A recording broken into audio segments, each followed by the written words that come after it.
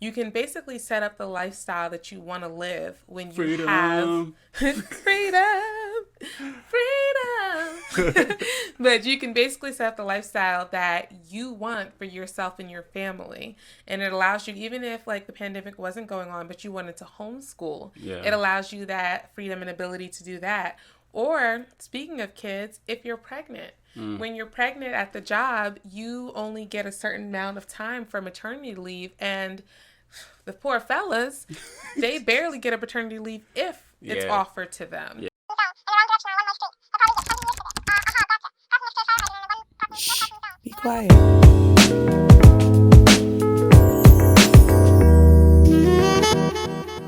Welcome to the PowerTrip Podcast. We're your hosts, Charmaine and Saquon. Welcome back. What's happening, guys? Welcome back. It was a solo. I'm just kidding.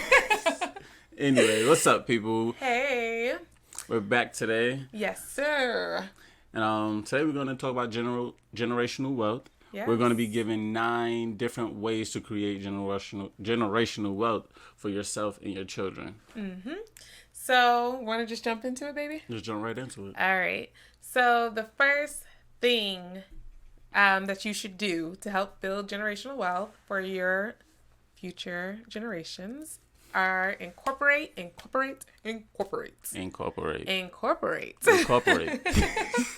You should have a business. Yes.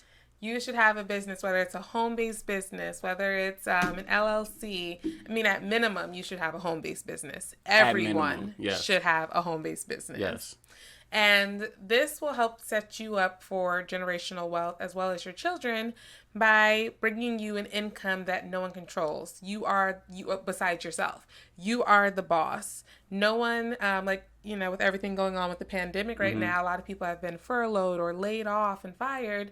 And that's because they're working for somebody else. Exactly. If you have your own business, you are in control of, you can't get fired. No, you can't get fired. There's other things that may happen, as far as learning marketing and things like that to make sure you have a revenue coming in. Mm-hmm. But owning your own business is beneficial. It's super beneficial, and it just puts you just here. Yeah. Okay. Yeah. I mean, you mentioned the pandemic. Everybody having to possibly homeschool some of their children. Yes, it gives you freedom. Yeah, have that. You get freedom. You set your own schedule. Right. To do whatever you like, You Yes, set your own you can. life.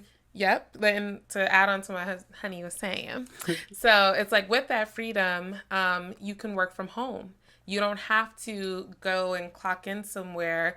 You can be home with your children who are, doing virtual learning at this point. Mm-hmm. You can travel if that's your desire. You can basically set up the lifestyle that you want to live when you have freedom.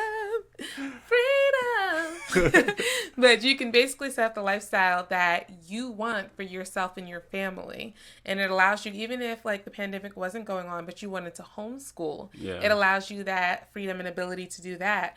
Or, speaking of kids, if you're pregnant, when you're pregnant at the job, you only get a certain amount of time for maternity leave. And the poor fellas, they barely get a paternity leave if it's offered to them. Yeah. And it's like we're both parents. We both want to spend these times with our children and have that freedom to be there when our children are having their first step and, just making milestones. So incorporate, guys. Yeah. There's so many benefits. Go ahead, baby. I mean, there are benefits. I mean, I think the one biggest for me is the tax breaks that you get. There are over 400 different tax write-offs when you own your own business. Yes. And that's even a home-based business. Yeah, so basically, you save a lot when... So much. Yeah. This is why Jeff Bezos gets to write off and actually has an income tax. During tax season, he gets an income because of the way the system is set up. The system is set up to help businesses be successful because that's what, helps propel our economy and the livelihood of our society. So the way that they look at it is if you own a business, we're going to do as many things that we can help you stay afloat, help you save money. So, guys, we are stressing this, but it's so important to not only have a business, but have an accountant. Make sure you have a legal team. Make sure you have a financial team. Yeah, there's so much that you need along that journey. Right. And it's actually, sorry, go ahead. Go ahead. It's not difficult, but you just want to make sure you're doing it right and making sure you're doing it legally. Correct. Because you don't want to get caught up. There's so many things that you can write off and that you can take advantage of, but you want to make sure you are doing it by the book. Yeah, and as far as she said with things being done legally and things like that, having a business can be risky. If you want to, the best thing is to do it at a low risk. But if you do open up a business, you want to form an LLC to kind of have that limited liability to kind of protect yourself. Right. Yeah, you want to protect your assets. Yeah. So basically, an LLC, if that business is in the LLC, if God forbid someone tries to sue you, they're not going to sue you directly. Correct. So another what else we got here? Another way of creating generational wealth would be to hire your kids into your business. Yes. So that's heavy. So we stress having a business. Okay, we sold you all the tax write-offs. So now, like my baby said, hiring your children into that business, and again, do it by the books. But hiring your children, you can write off up to $12,000 that you pay your child as their income.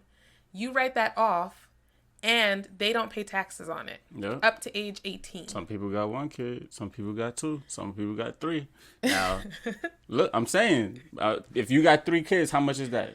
That's like $36,000. $36,000 you get to write off if you got 3 kids. Yes. And so just a quick note, though, make sure that they're actually doing the work. So you want to keep a time log of what they're doing. Just as if they were going to a real job. Right. And you want to make sure that you're paying them a reasonable salary. So if they are licking envelopes or mailing things out for you, you can't pay them $600 an hour. Give them minimum wage. Maybe not minimum wage. You can probably pay them a little bit above that, but it still has to be reasonable. Well, start at minimum wage. It's best for you to raise it a little bit more, tax purposes and things like that. I think that's why you would do that. You want to try to write off the max that you can. Try to hit that 12 if you can. Right. And so that's also based on their hours and everything like that. Yeah. And when your child works for you, so it only works if your child works for their parent. The labor laws do not apply. Child labor laws. Not saying you create a sweatshop and work your children to the bone. No. But you can have your children helping you and working a good amount of hours and getting paid, and this is at any age. Yeah, that's true. So these are just things that you know to think about, because then this can help your child pay for certain expenses that they have. Daycare costs, your child can pay for that. Yep. Different things like that. So it just helps you continue to keep wealth within your family and also teach your children about business so that they have that mindset, and you can start them off early with understanding entrepreneurship. Yes, and if you want, so far with what we're saying, if you want a deeper understanding of what we're saying, make sure that you hit us in the comments or in a message so that we can talk to you one-on-one about any of these things. Yes, we would love to share with you guys the things that we've learned and help you guys create this for yourself too. Yep. So on to number 3. Yes. What is it? So number 3 is start an IRA. Retirement. Oh, I thought you were going to say something else. No. So basically, many jobs when you're employed, they either have a 401k. Most of them have the 401k. Right, where your job puts in money for you, and then that money it's basically put into stocks and bonds. And it grows over the years, just like the market does. And so you can also do your own retirement fund, especially if you work for yourself. Even if you do have a job, you can start your own IRA.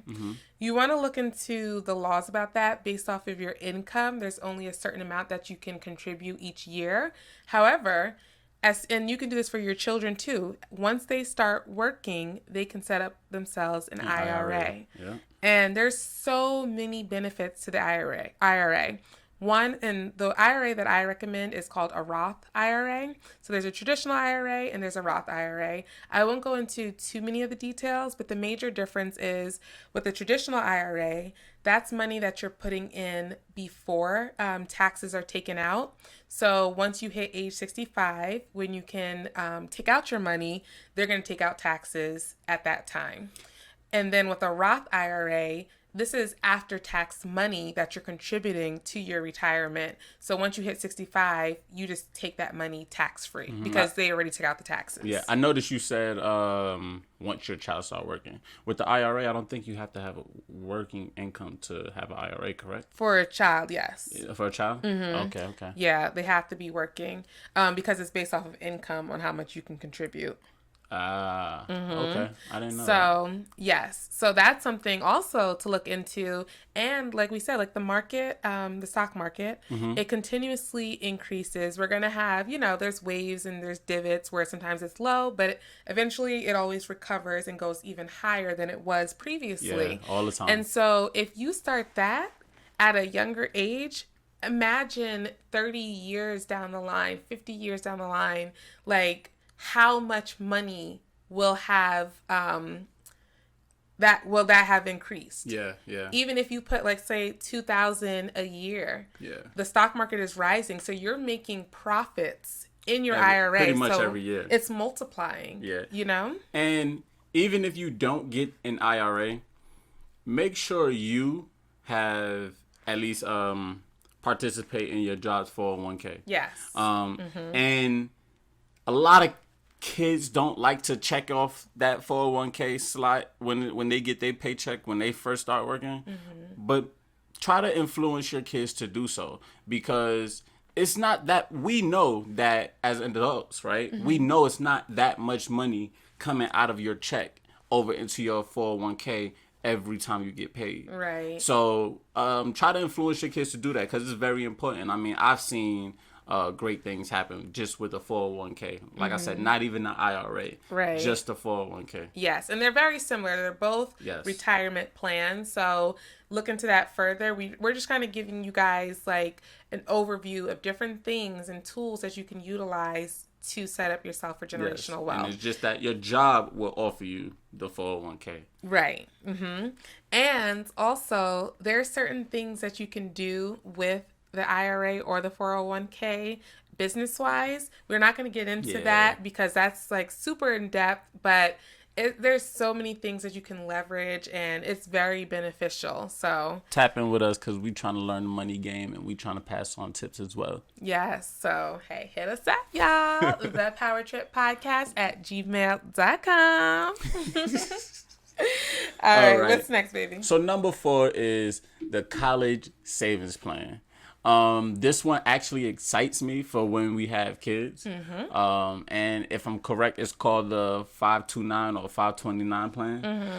And basically, it's kind of like prepaid tuition. It's pretty much an educational tuition. IRA. Yeah.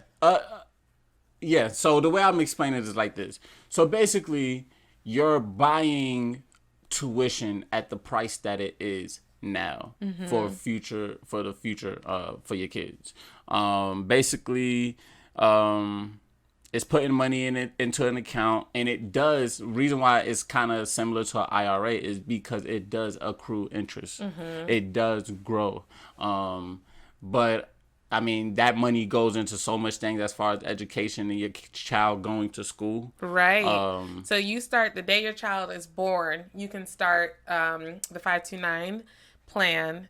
And once the biggest thing to remember though is with this, your child, you can only use that for college. Yes, it's just for college. Yes. That's it. And I mean, cool. If the thing about it is most kids will try to go to a college, at least for the most part, I think. And I think if they start, they will go again. And it's all about what you try to the things that you try to teach your kids. Yeah. So if you're confident that your children will go to school, this is a plan that is it will be lucrative for you. It would be very lucrative. Yeah, because you're starting early, it's growing interest. So by the time that your child is 18 and they're ready for college, you have all 4 years already saved up for, to pay for it. And so the drawback is if your child chooses not to go to college, then that's money lost. There may be some things that you can do, but it's tough to kind of get that money to go to something else. But that would be the major drawback. But if that's kind of the lifestyle that you're trying to inspire your child to go into, then this is a great opportunity for you to get basically free money to help them go to school. Yeah. You have to contribute some, but it's growing over time with interest. We see that the rates of tuition rise every year. So instead of complaining about it, why not benefit from it? Exactly. So that was tip number 4. Mm-hmm. Tip number 5 is make sure you have life insurance. And life insurance, a lot of people, we don't like to talk about life insurance because it's like you're planning your transition off this earth. And so it can be an uncomfortable topic to think about. But when you have a spouse or when you have children and you have business, when you have assets, you want to not business assets, but when you have children and when you have a spouse, you want to make sure, God forbid, if anything happens to you, they're taken care of.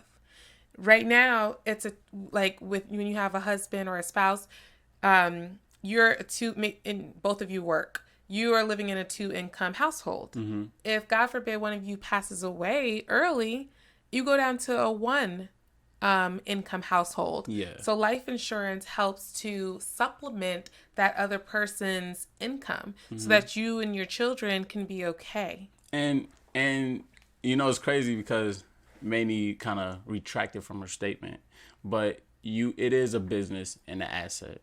We just said incorporate, and you will incorporate under your name. So your children will be a business, your husband will be a business, your wife will be a business, and we're all assets because, like she's saying, if I'm not here, it goes from 2 incomes to 1 income. An income is an asset. That's the only reason why I put it like that. Mm-hmm.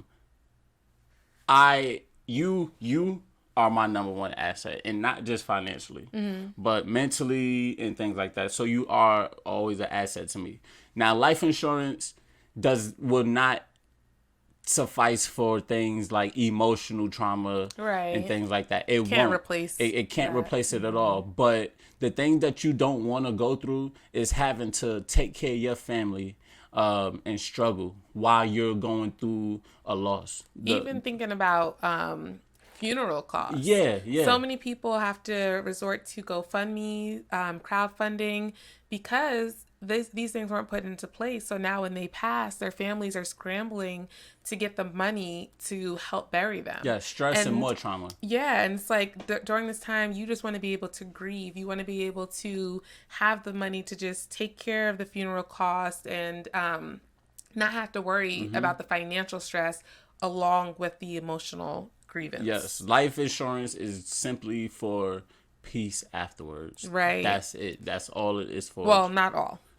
Because also, it's not an investment. It's also, you can utilize it as a bank account.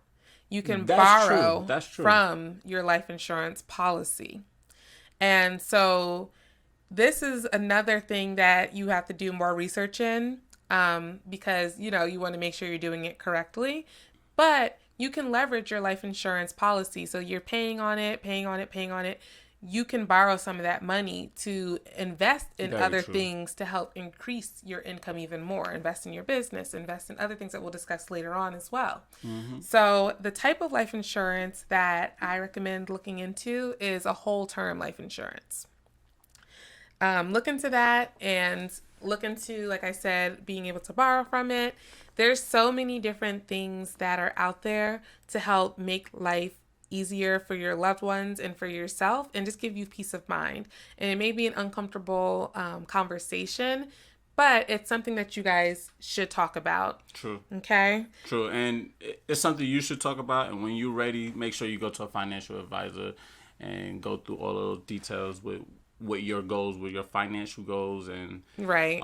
your income, just the details to kind of hash everything out and get that squared away to where you don't have to think about it after that. Yeah. And two more things. So, the whole life.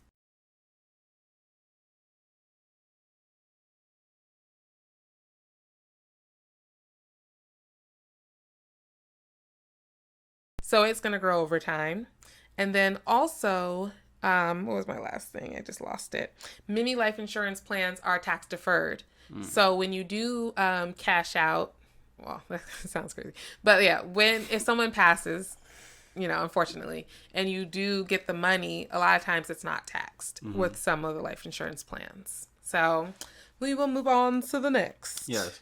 Number 6, into creating generational wealth would be educational learning.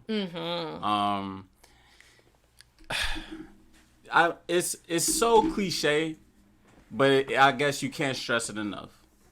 Education is a priority, and not just literary things like English and just the regular things they teach you in school. That's just not the limit. You want to be able to have a good understanding of finances and have a good, foundation on financial literacy. Yes, it is so important to understand. There are so many different terms out there and different things, like the few things that we just listed. Some people may not have known anything about that. And it's all a part of just educating yourself within financial literacy and understanding how money works. It's simple, but it takes the knowledge to know. Yeah. And unfortunately, it's not taught in schools. Even when you go to like an accounting, if you have an accounting degree or what other degrees would there be? Like this finance and Yeah, stuff like that? I feel like they don't teach you everything. There's certain things that you have to go outside of your educational system to find different courses. There's so many different courses out there, especially with the internet. Guys, you can learn any and everything. There's no excuse anymore for us not to know these things or not to at least try to find these things. And if you need resources, we can give you guys that as well. If you can think about it, there's a way to do it. You just have to tap into that world to figure out the jargon and figure out the words that they use to make it happen. Yeah. It's just like the medical field. I learned that once I started going to school, it would be things that I remember you coming back home talking about that I would start relating. Like I would be like, when we talk about this, it kind of connects with this. It's the same thing. It's just different words. People attach two it to different different languages. Things. Correct. 2 different languages. So this money game can sound hard, sound very risky, and sound very daunting. But you just have to learn the words. Yeah. You have to learn the words because it's very simple once you learn. And the tools and know what's available and what's out there. And a lot of things, another thing is you can do, like for your children, there's educational games out there. There's different games that teach financial literacy. And then just planting that seed and talking with them and just showing them what you're doing. Sometimes parents feel like, you're a child. You don't need to understand the finances. You don't need to understand what's going on with us financially. They do. They really do. Because that's how you create generational wealth. If your child never knew all this hard work that you're putting in and all the different tools that you're using, when they become an adult, how are they going to know how to succeed and do the same thing for their children? So I think it's a beautiful thing when you're learning that you also can pass that knowledge down to your children so that they have an understanding, and then when they get older, they can implement that as well. And a great game that I would always recommend to people as far as financial literacy and managing money and things like that, and kind of teaching how to manage money and conquering, even down to real estate a little bit, would be Monopoly. I think Monopoly is a really good game to play with your kids, play with your friends too. But I do think with your kids, what you're able to do is see their mindset of how they choose to spend money and their bargaining tactics and things like that. You'll be surprised. You'll be surprised. So I do always recommend Monopoly. All right. So that's a good point though. Monopoly is great for that. If you guys enjoyed this video, make sure you check out the full length video so you can get all 10 tips that we've given at our Patreon.